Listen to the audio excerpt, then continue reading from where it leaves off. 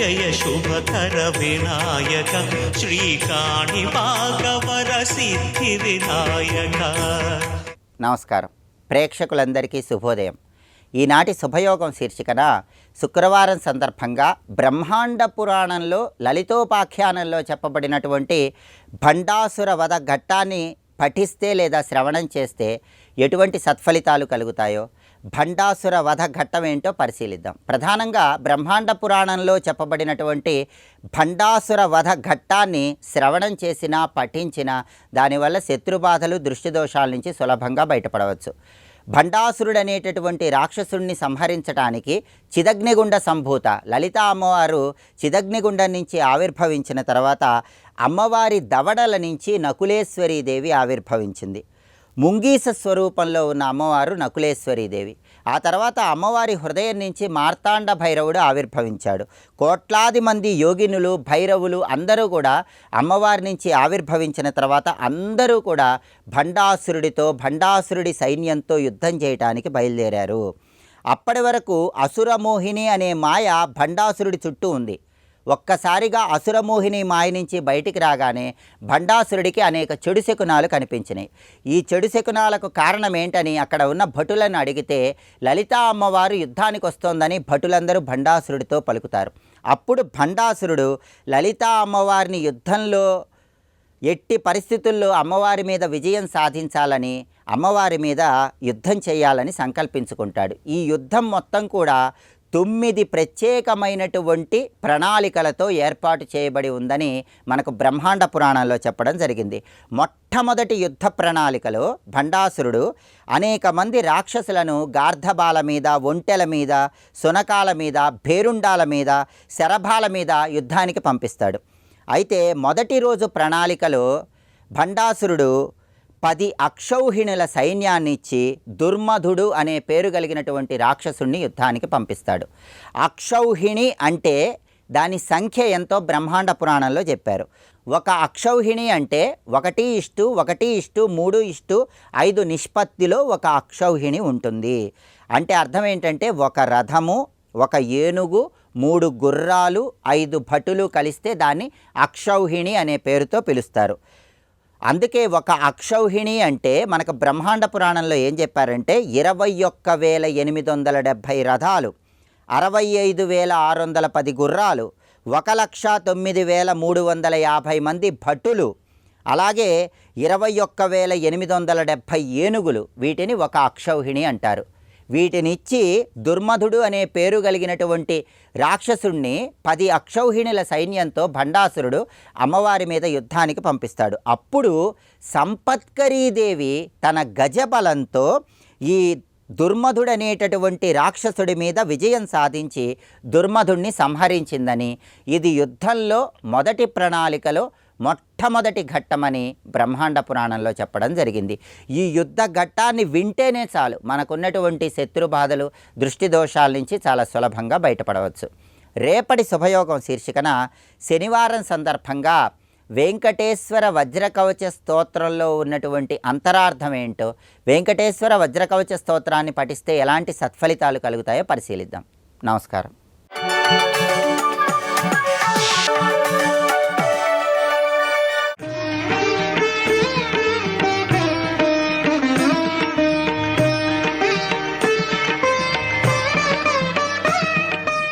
అమృతసాగర మధ్యలో ఉన్న మణిద్వీపంలో అద్భుతమైన దివ్యరత్న సింహాసనంపై కూర్చొని కనబడింది వాళ్ళందరికీ కూడా. ఆ కనబడిన తల్లి పేరేమిటి? కామాక్షి అని అన్నారు ఇక్కడ. కనుక లలితా త్రిపుర సుందరి అని ఎవరిని అంటున్నామో ఆవిడికి మరొక పేరు కామాక్షి. కనుక కామాక్షి సాక్షాత్ లలితా మహాత్రిపుర సుందరి. ఆవిడ యొక్క రూపాలే లక్ష్మి, దుర్గా, సరస్వతి, గాయత్రి, రాధ ఇత్యాదులన్నీ కూడా. కనుక ఆ లలితాంబ యొక్క రూపాలే. ఈవిడికే రాజరాజేశ్వరి అని మరొక పేరు. లలిత అన్న ఆవిడే మహాత్రిపుర సుందరి ఆవిడ పేరు. 3వ పేరు కామాక్షి, 4వ పేరు కామేశ్వరి, 5వ పేరు రాజరాజేశ్వరి. అన్ని ఆ తల్లి యొక్క నామములు. ఈవిడ తన యొక్క సర్వశక్తుల ఏకస్వరూపం. విద్యాశక్తి సరస్వతి, ఐశ్వర్యశక్తి లక్ష్మి, ప్రతాపశక్తి, పటుత్వశక్తి దుర్గా అంటే 3 కలుపుకుని ఆవిడలో ఉన్నాయి. కనుక ఈవిడ ముగ్గురయ్యలకి ముగ్గురమ్మలకి కూడా మూలమైన ఆది పరాశక్తి అని చెప్పబడుతున్నది అటువంటి లలితాదేవికి నమస్కారం చేసుకుని ఇవాళ మనం కామాక్షిదేవిని దర్శించామా లేదా? దర్శించామని భావన చేద్దాం. ఇప్పుడు ఈ కాంచీపుర మహిమ మనకి శ్రీ విద్యాఖండము అని చెప్పబడుతూ మార్కండేయ పురాణంలో కనబడుతుంది. మార్కండేయ పురాణం అంటే కొంతమంది పేరు వినుంటారు. చండీ సప్తశతి పేరు విన్నారు కదా, ఎప్పుడైనా విన్నారా? చండీ యాగాలు చేస్తూ ఉంటారు. మొత్తానికి చండీ యాగం చాలామందికి తెలుసు కదా. ఈ చండీ యాగానికి సంబంధించిన గ్రంథం చండీ సప్తశతి. దీనికి మరొక పేరు దేవి మహాత్మ్యం. ఇది మార్కండేయ పురాణంలో ఉంది. ఆ మార్కండేయ పురాణంలోనే మరొక భాగంలో శ్రీ విద్యాఖండం అనేటువంటి గ్రంథం ఉందని, దానిలో కామాక్షి విలాసం అనే పేరుతో కాంచీపుర మహాత్మ్యం అంతా చెప్పబడుతున్నది ఇక్కడ. అందుకు దుర్గా విద్య చండీ సప్తశతిలో చెప్తే శ్రీ విద్య అంతా ఇక్కడ చెప్పారు. కనుక మన శ్రీ విద్య అని ఏదైతే అంటున్నామో ఆ శ్రీ విద్యా స్వరూపమే కామాక్షిదేవి, శ్రీ విద్యా క్షేత్రమే కాంచీపురం. అందుకే కాంచీపురం ఎలా ఉంటుందా అంటే శ్రీచక్రం, అది కాంచీపురమే శ్రీచక్రం. ఇది తెలుసుకోవాల్సిన ప్రధానమైన ఉద్దేశం. అందుకే ఆదిశంకర భగవత్పాదుల వారు ఆసేతు సీతాచలం తన 32 ఏళ్లకే ముమ్మార్లు పర్యటన చేశాడు మహానుభావుడు. ఏమి మహానుభావుడు అండి, తలంచుకుంటూ ఒళ్ళు పులకించిపోతుంది. ఒక ఆదిశంకరులు లాంటి మహాత్ములు ప్రపంచంలో ఏ దేశానికి దక్కడు, భారతదేశానికి తప్ప. తెలుసుకోండి, ఇక్కడ తన 32 ఏళ్ల కాలంలోనే యుగ యుగాలు మననం చేసి తరించవలసిన జ్ఞానాన్ని ఇచ్చినటువంటి మహాత్ముడు కేవలం తన రచనలతో జ్ఞానాన్ని ఇవ్వడమే కాకుండా తన పాదస్పర్శతో భారతదేశాన్ని ఆసేతు సీతాచలం పవిత్రం చేసినటువంటి మహాత్ముడు, నేటికి తన వెలుగుని ప్రకాశింపజేస్తున్నటువంటి మహాత్ముడు, జగద్గురువు అని చెప్పగలిగిన మహాత్ముడు ఆదిశంకర భగవత్పాదుల వారు. ఆయన పీఠాన్ని స్థాపన చేయడమే కాకుండా శృంగేరి పీఠాన్ని స్థాపన చేసి అటుపై బదరీ పీఠాన్ని, ద్వారకా పీఠాన్ని, పురీ పీఠాన్ని స్థాపన చేయడమే కాకుండా కాంచీక్షేత్రంలో కామకోటి పీఠాన్ని ఆదిశంకరులు స్థాపన చేశారు అని ఒక చరిత్ర చెప్తున్నది. అంతేకాదు ఇతర పీఠాధిపతులు కూడా ఒక విషయం గట్టిగా అంగీకరిస్తారు. ఏంటి అంటే కాంచీక్షేత్రాలుగా వచ్చి ఆదిశంకరులు శ్రీచక్ర ప్రతిష్ఠ చేశారు అనే విషయాన్ని చెప్తారు ఇక్కడ. అది మనకిప్పటికి కూడా కామాక్షిదేవి ముందు ఆదిశంకరుల చేతితో ప్రతిష్ఠ చేసిన శ్రీచక్రం నేటికి ఉన్నది. మన భాగ్యం తెలుసుకోండి. ఇక్కడ అమ్మవారి యొక్క శ్రీచక్రం ఇక్కడ కనిపిస్తూ ఉంటుంది. ఆదిశంకర యొక్క శ్రీచక్రాన్ని పెట్టడానికి కారణం ఏంటి అంటే కనిపించే శ్రీచక్రం శంకరులు పెట్టారు, కనిపించని శ్రీచక్రమే కాంచీక్షేత్రం అంతా కూడా. ఇది తెలుసుకోండి, మన మామూలు కంటితో చూడలేం, కానీ మొత్తం శ్రీచక్రంలో ఆవరణలో ఉన్న దేవతలందరూ కాంచీపురంలో ఉన్నారు. ఇది తెలుసుకోండి. అది శ్రీ విద్యా ఉపాసకులకి మహాక్షేత్రం ఏదయ్యా అంటే కాంచి. అది ఆటపట్టు, అది ఆధారం. ఎందుకంటే మీరు లలితాశాస్త్రం అంతా శ్రీ విద్యా స్వరూపమైతే అందులో అమ్మవారి పేరు కామాక్షి అని స్పష్టంగా చెప్తే ఆ పేరుతో లలితా త్రిపుర సుందరి కనబడుతుంది ఇక్కడ. అంతేకాదు మన ఏరియల్ వ్యూలో చూడగలిగితే కాంచీపురాన్ని ఆధారం చేసుకుని గమనిస్తే శ్రీచక్రానికి బిందుస్థానం అమ్మవారు ఉన్న చోటు అండి. సరిగ్గా కామాక్షిదేవి ఉన్న చోటు శ్రీచక్రానికి బిందుస్థానంగా ప్రకాశిస్తూ ఉంటుంది ఇక్కడ. ఇది ప్రధానమైన అంశం ఇక్కడ. అందుకే కాంచీక్షేత్రంలో మనం అడుగు పెట్టాం, అందులో అమ్మవారి యొక్క మహాప్రాకారం ఉంటుంది. ఆ ప్రాకారం లోపల అనేక ఉపాలయాలు ఉంటాయి, కోనేరులు ఉంటాయి. తర్వాత మనం అంతరాలయం, గర్భగుడి ఇవన్నీ చూస్తాం. ఆ మహాప్రాకారం మొదలుగున గర్భగుడి వరకు చుట్టూ ఉన్నటువంటి అంతా కలుపుకుంటే అది ఒక అమ్మవారి యొక్క సంపూర్ణమైన క్షేత్రం. అది ఇది తెలుసుకోవలసినది. అలాంటి కాంచీపురంలో ఇవాళ మనం మానసికంగా ప్రవేశించి భావనాయాత్ర చేయబోతూ ఉన్నాం మనం ఇక్కడ. ఈ పవిత్రమైనటువంటి ఇతివృత్తాన్ని సురథుడు అనేటువంటి రాజుకి మార్కండేయ మహాముని చెప్తున్నాడు. మనం ప్రధానంగా ఒక పురాణాన్ని వ్యాసపీఠంలో పెట్టుకు చెప్పాలి అనేది శాస్త్ర సంప్రదాయం. అందుకు ఒక గ్రంథాన్ని పీఠం మీద పెట్టుకున్న అనేక గ్రంథాన్ని కలబోసుకుంటూ మనం అమ్మవారిని దర్శనం చేస్తున్నాం. ఇక్కడ అనేక విషయములు విన్నటువంటి మహానుభావుడు సురథుడు మార్కండేయ మహర్షికి అంటున్నాడు, నువ్వు నాకు చండీ చరిత్రను చెప్పావు, ఇప్పుడు నాకు పీఠత్రయ రహస్యం వినాలనుంది అన్నాడు. ఇక్కడ చాలా అద్భుతమైన మాట చూడండి. పీఠత్రయం, పీఠాల గురించి చెప్తున్నాడు. శక్తిపీఠాలు తెలుసు కదా చాలామందికి. శక్తిపీఠాలు చాలా రహస్యాలు ఉంటాయి వాటికి. శక్తిపీఠాలు చాలా ఉన్నాయి, కానీ అందులో 3 పీఠాలు ప్రధానం అంటారు ఇక్కడ. ఈ 3 పీఠాలు అఖండ భారతదేశంలో ఉండడమే కాకుండా మన శరీరంలో కూడా ఉంటాయి. 3 పీఠాలు చూసారా? అంటే భగవంతుడు క్షేత్రంలో ఉంటాడనే కాదు, నీ శరీరం అనే క్షేత్రంలో కూడా ఉంటాడు. అవునా కాదండి? లేడా? భగవంతుడు ఏదో ఒక లోకంలో కాదయ్యా, ప్రతి వాడిలో ఉన్నాడు. నవనా లేదా? ఈశ్వర సర్వభూతేషు హృద్దేశ అర్జున తిష్టతి భగవద్గీతలో స్వామి చెప్పాడు. మన శరీరం అంతా శక్తి క్షేత్రం. అవునా కాదా అండి? ఒకే శక్తి మన శరీరంలో ఒక్కొక్క ఇంద్రియంలో ఒక్కొక్క పీఠం వేసి కూర్చున్నప్పుడు నీ శరీరం శక్తి పీఠాలు కావా? చెప్పండి. ఇక్కడ ఈ శక్తి ఎవరు పెట్టాడు నీకు? ఇక్కడ ఇందులో ఏ శక్తి మనం పెట్టుకున్నామో చెప్పండి. కంటికి చూపు మీరు తెచ్చుకున్నారా? లేదే. మనకి అమ్మవారు అనుగ్రహించి కంటిలో చూపుగా చెవికిలో వినికిడిగా ఉన్నప్పుడు నీ శరీరంలో శక్తిపీఠాలు అమ్మవారే అని ఒక్కసారి ధ్యానం చేసి అనుకో. నీదని అహంకారం వదిలేయి, దీని నిండా పెట్టింది అమ్మవారే అంటే నీలో అమ్మ శక్తిపీఠాలను చూడగలవు, నీలో అమ్మవారిని దర్శించగలవు. ఇది తెలుసుకోవాలి ఇక్కడ. కనుక క్షేత్రయాత్రలు 2 రకాలుగా సాగాలి. బయట క్షేత్రాల్లో అమ్మవారిని దర్శించాలి, మన శరీర క్షేత్రంలో భగవంతుని దర్శించాలి. ఈ రెండూ చేసినప్పుడే గొప్పది. మొదటిది భౌమయాత్ర, రెండవది భావయాత్ర. ఇది చేయాలి ఇక్కడ. భౌమయాత్ర అంటే బాహ్యక్షేత్ర దర్శనం, భావయాత్ర అంటే అంతర్గత క్షేత్ర దర్శనం. ఈ రెండూ జరగాలి ఇక్కడ. అటువంటి శక్తిపీఠాలని మనలో దర్శించాలి. బయట కూడా లోపల కూడా. బయట ఎన్ని శక్తిపీఠాలు ఉన్నాయో లోపల అన్ని శక్తిపీఠాలు ఉన్నాయండి. ఇవి తెలియాలి అంటే గురువులను ఆశ్రయించి ఉపాసన చేస్తూ ఆ శక్తిపీఠాలని శరీరం అంతా భావన చేసే పద్ధతి ఒకటి శ్రీ విద్యలో చెప్తారు. మొత్తానికి మరి శరీరం అంతా శక్తిపీఠాలు మహిమన్నాం కదా. బయట శక్తిపీఠాల్లో లోపల శక్తిపీఠాల్లో పీఠత్రయ రహస్యం అంటున్నారు ఇక్కడ. 3 పీఠాలు చాలా గొప్పవి, ఇది తెలుసుకోవాలి. ఒకటి కామగిరి పీఠం, రెండవది పూర్ణగిరి పీఠం, మూడవది జాలంధర్ పీఠం. ఈ మూడింటికి పైన మరొకటి ఉంటుంది, అది ఓఢ్యాన పీఠము అని చెప్పబడుతుంటుంది. మొత్తం 4 అనుకుందాం. పీఠత్రయాలకు పైన మరొకటి. ఈ 4 పీఠాలు చాలా ప్రధానం. లలితా శాస్త్రం చదువుతున్నప్పుడు కూడా ఇంచుమించి ఈ నామాలు వస్తూ ఉంటాయి. ఇవంటే అవి ఎక్కడెక్కడో మనం తెలుసుకోవాలి. ఈ క్షేత్రాలు మన శరీరంలో ఎక్కడున్నాయో నేను చెప్పను, కానీ బయట ఎక్కడున్నాయో చెప్తాను. ఇప్పుడు ఆ పీఠత్రయాల గురించి అడిగాడు ఎవడు? సురధుడు మార్కండేయ మహర్షిని అడిగాడు. అడగంది అమ్మైనా పెట్టదండి, గురువులైనా అడిగితే చెప్తారు, అడగకపోతే చెప్తారండి. సురధుడు అనే చక్రవర్తి మహానుభావుడు మార్కండేయ మహర్షికి అన్నాడు, నీ వల్ల నేను చండీ చరిత్ర అంతా విన్నాను, నాకు ఇప్పుడు నువ్వు చెప్పాల్సింది పీఠత్రయ రహస్యం చెప్పు అంటే చెప్తున్నాడు. నాయనా అసలు ఎన్ని పీఠాలు ఉన్నాయో తెలుసా మనకి? విస్తీర్ణమైనటువంటి భూమండలమును మొత్తం మీద కలుపుకుంటే 64,000 పీఠాలు ఉన్నాయని చెప్పాడు ఇక్కడ. స్వస్తి.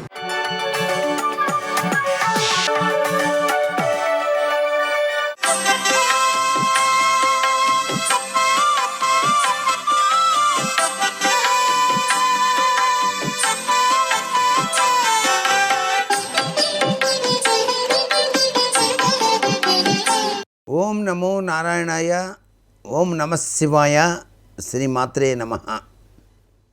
సహజసిద్ధంగా ప్రతి ఒక్కరూ కోరుకునేది స్త్రీలు సౌభాగ్య సిద్ధి.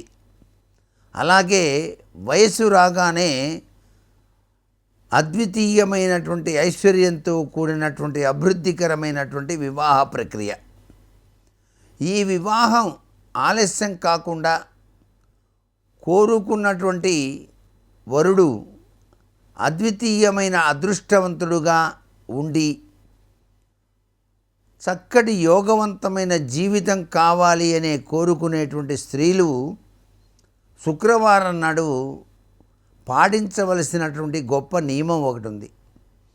ఆ నియమాన్ని ఎవరైతే పాటిస్తారో వారి జీవన శైలి చాలా చక్కగా ఉంటుంది. అమ్మవారి యొక్క దివ్యవంతమైన అనుగ్రహం చేత జీవితం సుఖ సంపత్తులతో తులతూగుతుందన్నమాట. చేయవలసిందల్లా ఏమీ లేదు. ఆవు నేతితో అమ్మవారి ఆలయం దగ్గర 5 ఒత్తులు వేసి దీపారాధన ఆచరించాలి. 5 ఒత్తులండి, గుర్తుపెట్టుకోండి. అది కూడాను ఆవు నేతితో దీపారాధన చేయాలి. దానికి తోడుగా ఆ పార్వతీదేవి అమ్మవారికి ఒక కప్పులో తేనె, మరొక కప్పులో దానిమ్మ రసం లేక దానిమ్మ గింజలు, ఈ 2 కూడా ఉంచి నివేదన చేయాలి. ఆ చక్కని తల్లికి నివేదన సమర్పించి దాన్ని మీరు మనస్ఫూర్తిగా స్వీకరించాలి. తేనె కొద్దిగా, దానిమ్మ గింజలు 2 గుర్తుపెట్టుకోండి. ఈ రెండింటిని వేరువేరుగా ఉంచి మీరు అమ్మవారికి కుంకుమ పూజ చేసి ఆవునేతో దీపారాధన చేసిన తర్వాత చేసే ప్రక్రియలో నైవేద్యం ఈ విధంగా ఆచరించినట్లయితే ఆ తల్లి సౌభాగ్య కామేశ్వరిగా మీ జీవిత ప్రభావరీత్యా అన్ని రంగాలలోనూ కూడా అదృష్టకరమైన ప్రభావాన్ని పంచి ఇస్తుంది. సర్వే జనా సుఖినో భవంతు.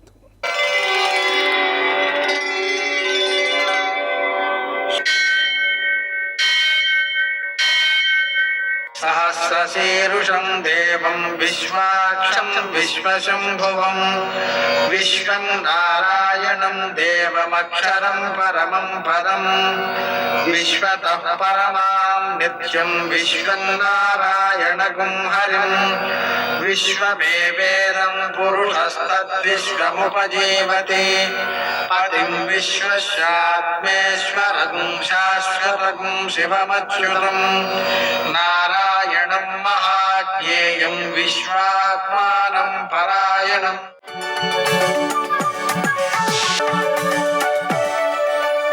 సూర్యశౌర్యమథేందురింద్రపదవీ సన్మంగళం మంగళం. లక్ష్మీం క్షీరసముద్రరాజతనయాం శ్రీరంగధామేశ్వరీం దాసీభూతసమస్తదేవవనితాం లోకైకదీపాంకురాం శ్రీమన్మందకటాక్షలబ్ధవిభవ బ్రహ్మేంద్రగంగాధరాం త్వాం త్రైలోక్యకుటుంబినీం సరసిజాం వందే ముకుందప్రియాం.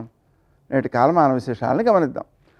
స్వస్తి శ్రీ చాంద్రమాన పరాభవనామ సంవత్సరం ఉత్తరాయణం గ్రీష్మ ఋతువు నిజజ్యేష్ఠమాసం శుక్లపక్షం శుక్రవారం. సూర్యోదయం 5:46 సూర్యాస్తమయం 6:49. తిథి పంచమి సాయంకాలం 5:06 వరకు. నక్షత్రం ఆశ్లేష ఉదయం 10:10 వరకు. వర్జం రాత్రి 9:49 నుంచి 11:22 వరకు. దుర్ముహూర్తం ఉదయం 8:23 నుంచి 9:15 వరకు. మరల మధ్యాహ్నం 12:44 నుంచి 1:36 వరకు. అమృతకాలం ఉదయం 8:40 నుంచి 10:10 వరకు. రాహుకాలం శుక్రవారం కాబట్టి ఉదయం 10:30 నుంచి 12 వరకు. అష్టకౌర్గరీత్యా శుభప్రదమైన సమయం ఉదయం 10 గంటలకి. నేటి విశేషం శుక్రవారం. అలాగనే ఉపాంగ లలితావ్రతం. ఈ ఉపాంగ లలితావ్రతాన్ని ఆచరించడం ద్వారా వ్యక్తులకు సౌభాగ్యం సిద్ధిస్తుంది. సౌభాగ్యం అంటే భర్తతో ఆనుకూల్యం అని అర్థం. అలాగనే ఈ వ్రతాచరణ వల్ల ఉత్తమ సంతానం వృద్ధి చెందుతారు. మరో ముఖ్య విశేషం సంపదలు వృద్ధి చెందుతాయి. అలాగే శుక్రవారం కాబట్టి లక్ష్మీనారాయణులకి మనం మారేడు దళాలతో పూజ చేసుకోవడం ద్వారా అనుభవయోగ్యమైన సంపద పెరుగుతుంది. లక్ష్మీ అష్టోత్తర శతనామ స్తోత్రాన్ని 108 సార్లు, కనకధారాస్తవం 3 సార్లు, లలితా హృదయం 5 సార్లు పారాయణ చేసుకోవడం ద్వారా అభివృద్ధి కలుగుతుంది. అనుభవయోగ్యమైన సంపద పెరుగుతుంది. నేటి ఆణిముత్యాలు.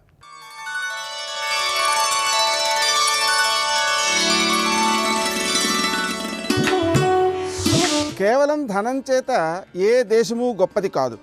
దానిని సద్వినియోగపరచగల నాయకుడు ఉన్నప్పుడే ఆ దేశం సస్యశ్యామలమవుతుంది.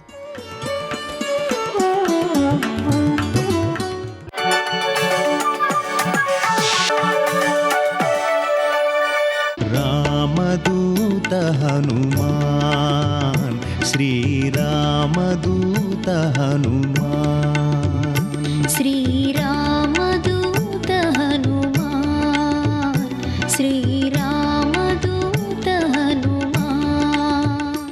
మహర్షి భలే చమత్కారంగా మాట్లాడతారు. ఆయన అన్నారు, సకల్ప వృక్ష ప్రతిమో వసంత యువమూర్తిమాన్ శ్మశాన చైత్య ప్రతిమో భూషితోపి భయంకర అన్నారు.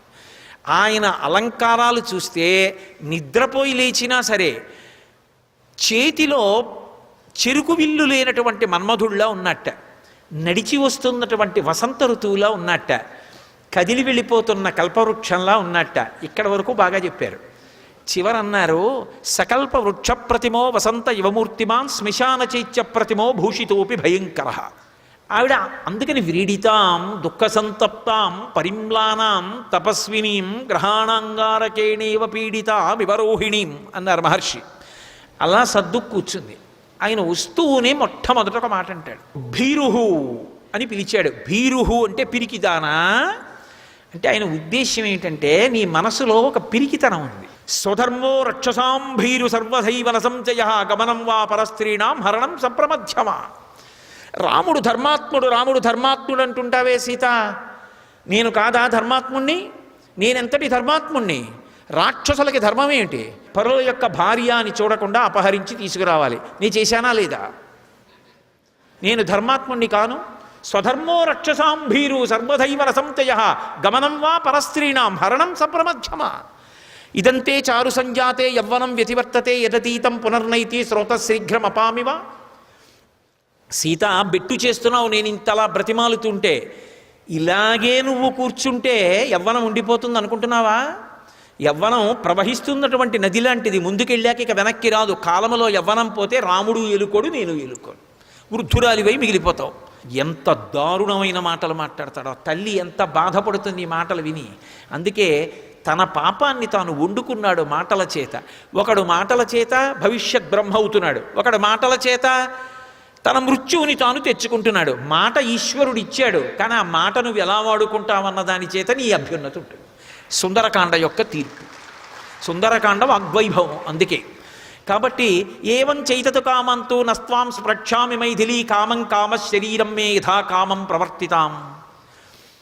సీత, నేను నిజంగా దోషం చెయ్యాలి అనుకుంటే ఇక్కడికి రాముడు రాలేడు. సంశయం ఉన్నాడో లేడు. నేను నిజంగా నిన్ను పొందాలి అనుకుంటే ఎవరు ఆపగలరు? కానీ నేను ఎంత ధర్మాత్మున్నో చూసావా? నిన్ను నేను బలవంతంగా పొందను. నీ అంత నువ్వు నా యందు అనురక్తవ కావాలి. ఇది యథార్థం కాదు అంటే అబద్ధమని చెప్పడానికి నేను ఈ విషయాన్ని చూపిస్తున్నాను. ఉత్తరాఖండలో ఉన్న విషయం. ఆయన ఒకానొకప్పుడు యుద్ధం చేసి కైలాస పర్వత శిఖరం యొక్క యువతలో ఉన్నటువంటి పార్శ్వం మీద నిలబడి ఉన్నాడు. రంభ అలంకారం చేసుకుని వెడుతోంది. ఆయన దుర్బుద్ధి అటువంటిది. చటుక్కని రంభ చెయ్యి పట్టుకున్నాడు. పట్టుకుంటే ఆవిడంది, యుక్తాయుక్త విచక్షణ లేదా? నేను నీ కోడలనంది. నువ్వు నాకు ఎలా కోడలని అడిగాడు.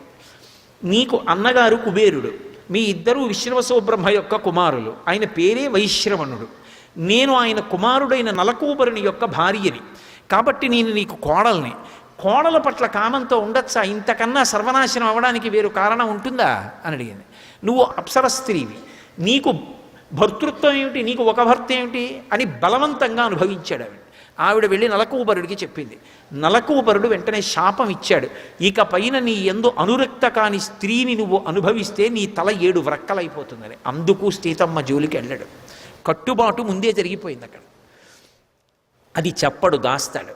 దాచి ఏవం చైతతు కామంతో నత్వాం స్పృక్షామి మైథిలీ కామం కామ శరీరం మే యథాకామం ప్రవర్తితాం ఏకవేణీ ధరాశయ్యాం ధ్యానం మణినమంబరం మస్థానే ఉపవాసస్యా నైతా నౌపైకానితే. ఎందుకు ఒంటి జడ వేసుకుంటావు? ఎందుకు భూమి మీద పడుకుంటావు?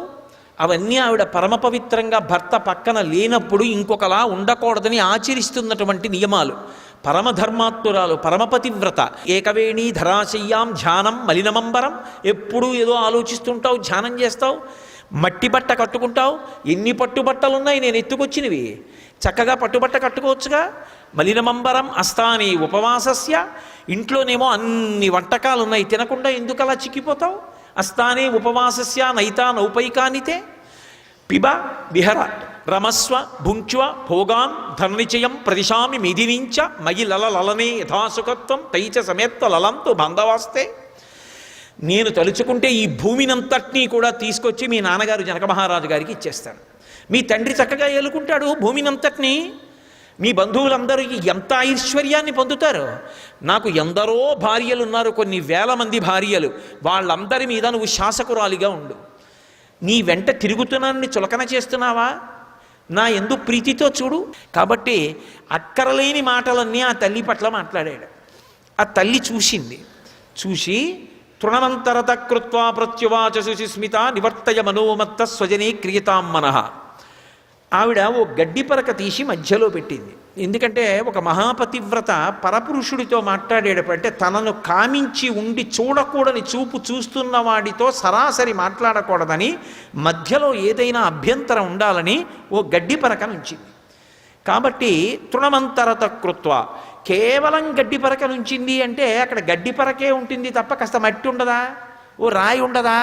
ఏముండవా? గడ్డి పరక ఒకటే ఉంటుందా? గడ్డి పరక ఉంటే మట్టి ఉండదు. మరి మట్టిని ఎందుకు వాళ్ళ, గడ్డి పరకని ఎందుకు వాలింది అంటే ఆమె పరమధర్మాత్మురాలు. ఆమె భీరువు కాదు, ఆయన చెప్పినట్టు పిరికిది కాదు. ఆమెకి ధర్మం అంతా తెలుసు. సర్వం శ్రీ ఉమామహేశ్వర పరబ్రహ్మార్పణమస్తు. స్వస్తి.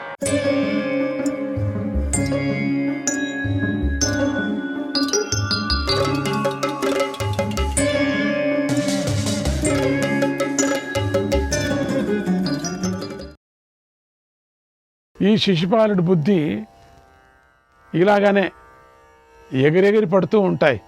వాడిది వాళ్ళలాగా వీళ్ళలాగా వాళ్ళు. ఒక మాట చెబుతున్నాను విను. చతుర్విధానాం భూతానాం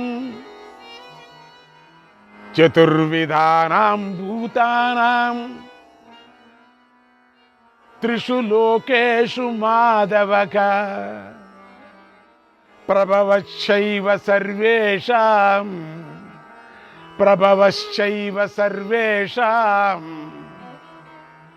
నిధనంచ యుధిష్ఠిరా.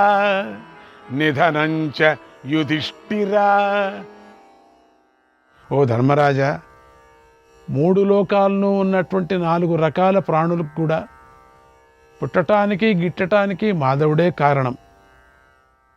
4 రకాల ప్రాణులు అంటే చతుర్విధ ప్రాణులు. స్వేదజాలంటే ఉక్క వలన పుట్టినవి, పురుగులు, చీమలు, దోమలు మొదలైనవి. ఇవంతా కూడా చెమటతో పుడతాయట. ఎక్కువ చెమట ఎక్కడ కారుతుందో అక్కడ ఇవన్నీ మురికిగా, అందుకనే చెమట కార్చుకోకూడదు, గురువుగారి దగ్గర మాటికి తుడుచుకుంటూ ఉండాలా, చెమట కింద పడకూడదు అంటారు. చెమట పడితే అక్కడ వేరే పురుగు పుడుతుంది, ఒక విషజంతువు పుడుతుంది, పుట్టకూడదు అని. అందుకని తుడుచుకుంటూ ఉండాలా అని చెప్తారు. అందుకని అప్పుడప్పుడు మనం స్నానం చేసి బాగా దానికి సంబంధించిన చెమట పుట్టుకోకుండా ఏదో ఉన్నాయి కదా, ఏదో పౌడర్లు, అత్తర్లు, పిత్తర్లు పోసుకొని రావాలని చెప్పడం కారణం, వాసనగా ఉండాలని చెప్పడం కారణం అదని. ఇక అండజములు అంటే గ్రుడ్డు నుండి పుట్టేవి, పక్షులు, పాములు మొదలైనటువంటివి గుడ్లు పెడితేనే పుడతాయి.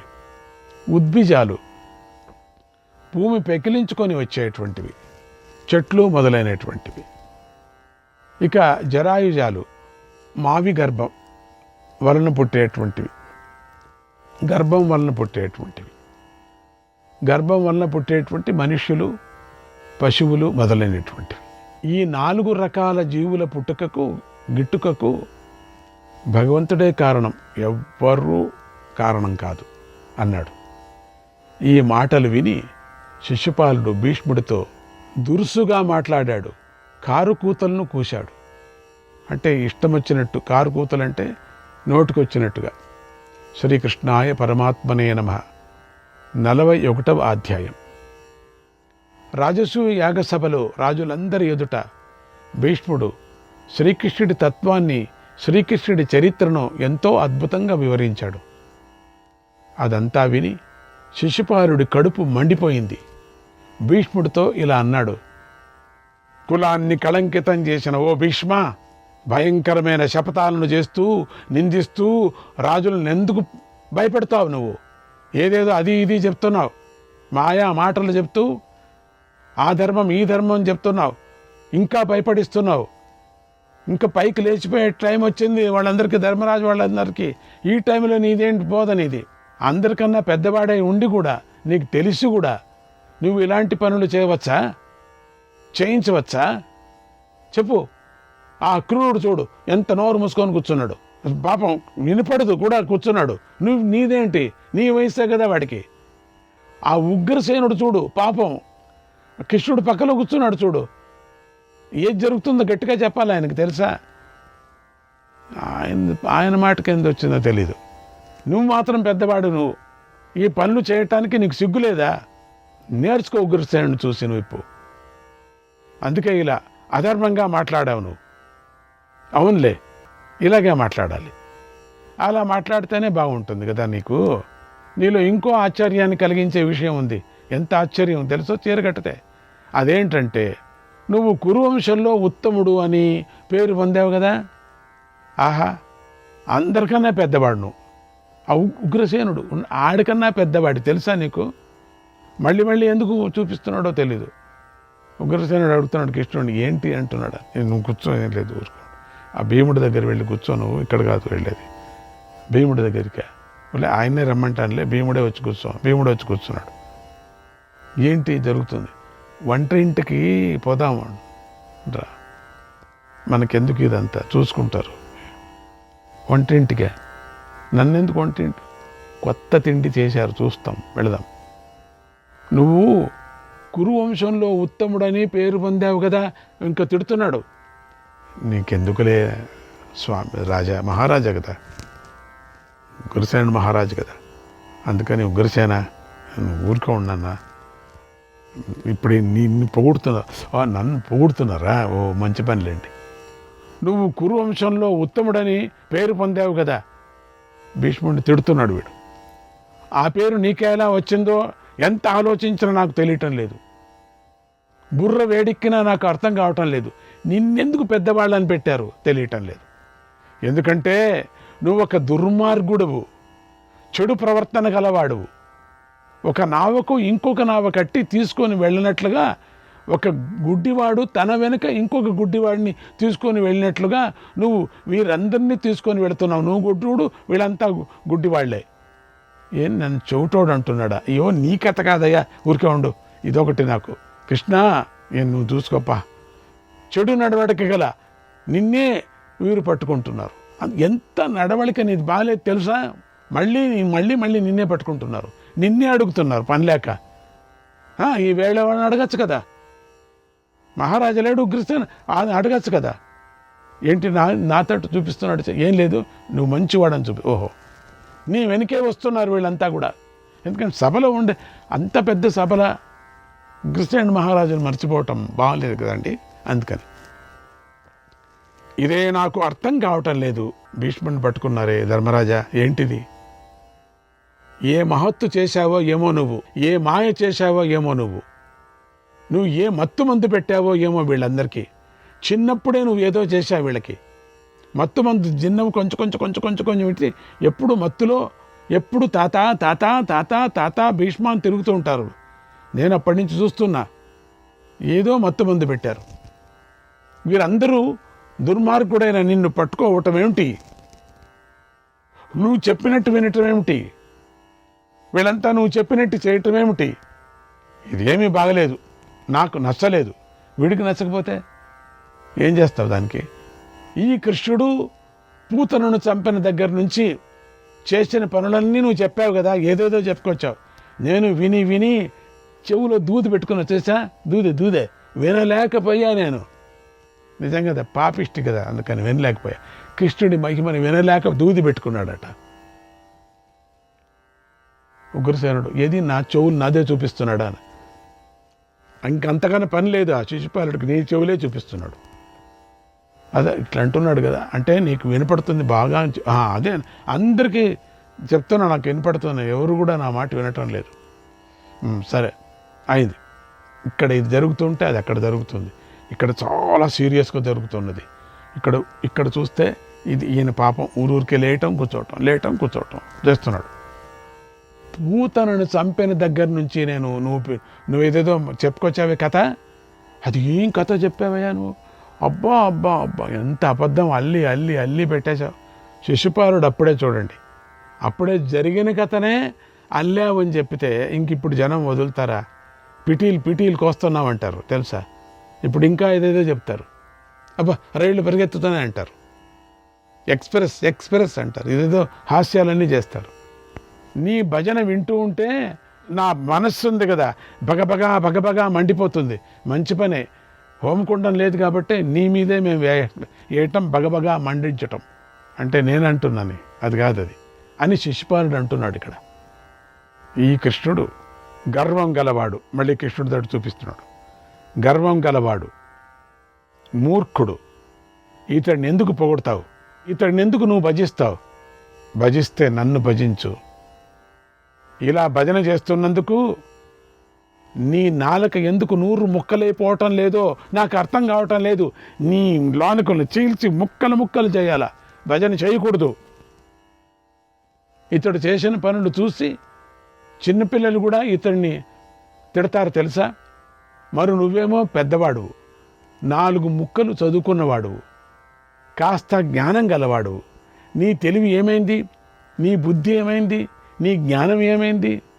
గోవులను కాసుకునేటువంటి ఈ గోపాలుని స్తోత్రం చేస్తూ ఎందుకు ఇంత పెద్ద సభలో? నువ్వు అసలు పెద్దవాడివేనా నువ్వు? నీకు జ్ఞానం ఉందా? తెలివి ఉందా? బుద్ధి ఉందా? అది ఉందా? ఇది ఉందా? చెప్పు, ఏముంది? ఈ కృష్ణుడు తన చిన్నతనంలో బకాసురుణ్ణి ఒక పక్షిని చంపాడు. ఒక పక్షి అది ఏమిటి? పూతన, అది కళ్ళు కనపడినటువంటి ఒక పూతన, ముసలిది, దాన్ని చంపటం ఏమిటి? బాగా పెద్ద ఒక పక్షిని చంపి పెద్దగా చంపాడంట. అయితే ఏంటి? అంత మాత్రం చేత ఆశ్చర్యం ఎందుకు? ఒక పక్షిని, చిన్న పక్షిని చంపితే ఆ చిన్న పనిని చేశాడని 10 మందికి చెప్పుకోవటం ఎందుకు? అటువంటి పక్షులు 100 పక్షులు చంపుతా, నేను 1000 పక్షులు చంపేస్తా కదా అంటే అవును అంటున్నారు వెనక తట్టోళ్ళంతా. అవును, శిశుపాల చక్రవర్తి అయిపోయాడు సడన్గా. ఎక్కడి నుంచి అయిపోయాడో తెలియదు. అది పక్షే కదా. ఇందులో చిత్రమేముంది? పక్షిని చంపాడు, పూతను చంపాడు, ఆ బండి దాని కింద కూర్చొని కాలు ఇట్లా అన్నాడట, అది పోయిందట. 2 మధ్య చెట్లట, రోకలు కట్టారట, దాన్ని ఇంతకుపోయినాడట, ఆ 2 చెట్లు పడిపోయానట.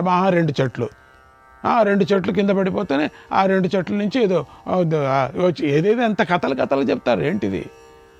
మా పిల్లకు కడితే మా పిల్లవాడు కూడా రోకలు తీసుకుపోతాడు. ఓన్లీ 10 మందికి చెప్పుకోవాల్సిన విషయం ఏముంది దీంట్లో? సరే, తర్వాత ఈ కృష్ణుడు, శ్రీకృష్ణుడు అంటావే, కిష్టుడు, శ్రీ ఎందుకు వీడికి? కిట్టుడు కేశి అనే గుర్రాన్ని చంపాడు. గుర్రం. అలాగే ఒక వృషభాన్ని, అది ఎద్దు. అరిష్టాసురుణ్ణి చంపాడు. అయితే ఏంటి? కిష్టుడు ఎందుకు వీరుడుగాను శూరుడుగాను పొగుడుతున్నారు? నాకేమీ అర్థం కావటంలే. ఇందులో వింత ఏదీ లేదు కదా, ఆశ్చర్యం లేదు.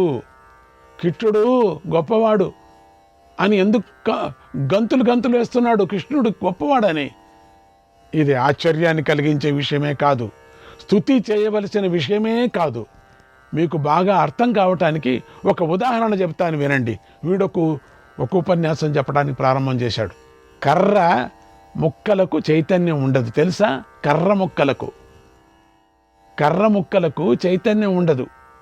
అది అందరికీ తెలిసిందే కదా, అనుభవంలో ఉన్నదే కదా, అందరికీ తెలుసు కదా. రోకలికి చైతన్యం ఉంటుందండి. అటువంటి చెక్క ముక్కలతో తయారు చేసిన ఒక బండిని, అట్లా నేను అన్నాను కదా, ఇప్పుడు అదే వచ్చింది. ఇప్పుడు ఒక బండి చెక్క ముక్కలతో తయారు చేసింది. ఈ కృష్ణుడు కాలుతో తన్నాడట, ఏదో పడుకున్నాడట, కాలుతో ఇట్లా నాడట, అది ముక్కలు అయిపోయిందట. ఆహాహాహా, ఏమండి కథ కడతారు?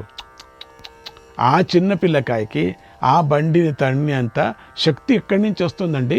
పోని తన్నాడనుకోండి, అంత మాత్రం అద్భుతమైన కార్యం ఎలా అవుతుంది? అది కింద పడిపోయింది, దానికి ఏది సరిగా లేదు, ములికలేమీ పెట్టలేదు, దానికి స్క్రూ డ్రైవర్స్ లేదు, స్క్రూస్ లేవు, ఏమీ లేవు. వడ్రంగి వాళ్ళు అట్లే పెట్టారు, వడ్రంగి వాళ్ళు.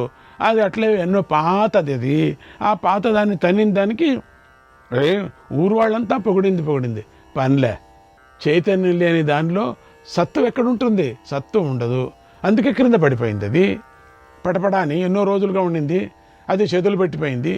కనుక ఈ విషయాన్ని కాస్త బుర్ర పెట్టి ఆలోచించండి ఎవరైనా. ముసలోడా, బుర్ర లేదు నీకు? బండిని తన్నాడట, ముసలి దాన్ని చంపాడట. ముసలిది ఎక్కడ చచ్చింది? అది ఆ బరువు తట్టుకోలేక కింద పడింది అంతే. అది తెలుసా? దాని బరువు దాన్నే తట్టుకోలేక. ఒక్కటొకటిగా చెప్పుకొని వెళితే నేను ఊరికే ఉండను. ఇవన్నీ అబద్ధం. చైతన్యం లేనిది కింద పడే తీరుతుంది ఎప్పటికైనా. ఇప్పుడు ఒక బండి పెట్టండి, అక్కడ ఒక పాత బండిని పెట్టండి. పాత బండిని నేను తంతాను, కింద పడకుండా ఉంటుందా? పడే పడుతుంది, కింద పడే పడుతుంది. వీడు తంతాడట, కింద పడుతుందట. అది చూపించుకోవాలట. తెలుసుకోండి ఈ విషయాన్ని. ఆలోచించి తెలుసుకోకుండా కృష్ణుడు అద్భుత కార్యం చేశాడు, కృష్ణుడు గొప్పవాడు అంటే ఎలా? అది నాకు సరిపోదు. సరే, ఇవన్నీ బాగానే ఉన్నాయి, పోన్లేండి ఏదో సరదాగా చెప్పుకున్నారని చెప్పవచ్చు. ఇక మద్ది చెట్ల విషయం గురించి అప్పటి నుంచి నేను అనుకుంటున్నా, మద్ది చెట్ల గురించి మాట్లాడుకుందాం మనం కాస్త. మద్ది చెట్లను ఎవడైనా కూల్చేస్తాడు, ఎవరికైనా మద్ది చెట్లు అట్లా ఉండిపోతాయి, ఉఫ్ అంటే కింద పడిపోతాయి తెలుసా. పైగా కృష్ణుడు కూల్చిన చెట్లు జిల్లేడు చెట్లు అంత బలహీనంగా ఉన్నాయి, అవి జిల్లేడు చెట్లు. జిల్లేడు చెట్లు ఏ పిల్లకాయనా కూలుస్తాడు. అట్లా జిల్లేడు చెట్లు అవి తెలుసా. మీకు కావాలంటే పెట్టండి, నేను కావాల్సిన ఇట్లా అంటాను నాతో పుల్లతో అవి పడిపోతాయి. వాటిని ఎవడైనా సులభంగా పడేస్తాడు. అది దానికి మద్ది చెట్లు కింద కూర్చాడు, దాంట్లో ఏదో పెద్దగా ఏదో వచ్చాయి, దాంట్లో పెద్ద పటపట అనింది. పటపటానికి జిల్లేడు చెట్లు కూడా కింద పటపట అంటాయి. దానికేదో ఈ చిన్న పిల్లవాడైనటువంటి చెట్టు పీకి అవతల పారేస్తాడు. ఏ చిన్న పాలవాడికి పెట్టండి, ఆడుతూ పారేస్తాడు.